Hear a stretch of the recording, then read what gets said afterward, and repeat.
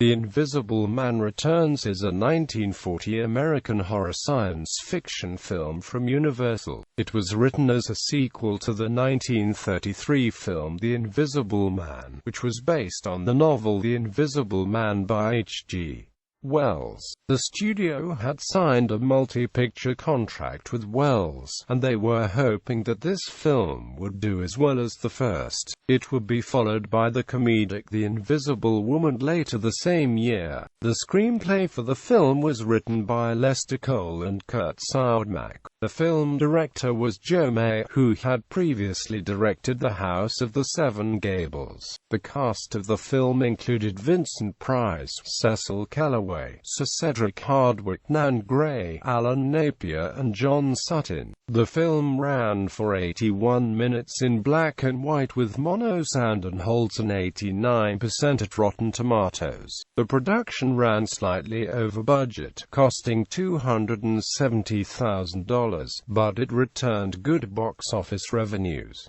The special effects by John P. Fulton, Bernard B. Brown and William Hedgecock received an Oscar nomination in the category Best Special Effects. In the chronology-styled documentary, Ted Nugent's 100 Years of Horror, Price recalls that the undressing of the scarecrow scene took several hours to shoot for only 3 minutes of on-screen time. The transparent effect was done with black velvet covering the actor. Plot: Sir Geoffrey Radcliffe is sentenced to death for the murder of his brother Michael, a crime he did not commit. Dr. Frank Griffin, the brother of the original Invisible Man, injects the prisoner with an invisibility drug. As Radcliffe's execution nears, he suddenly vanishes from his cell. Detective Sampson from the Scotland Yard guesses the truth while Radcliffe searches for the real murderer before the drug causes him to go insane. The Radcliffe family owns a mining operation. A recently promoted employee, Willie Spears, is promoted within the company, stirring Radcliffe's suspicions. After forcing Spears' car off the road, Spears is scared into revealing that Richard Cobb, Radcliffe's cousin, is the murderer. After a confrontation, a chase scene ensues during which Radcliffe is struck by a bullet from Sampson. Cobb is killed falling from a coal wagon, but not before confessing to the murder. Radcliffe, dying from blood loss and exposure,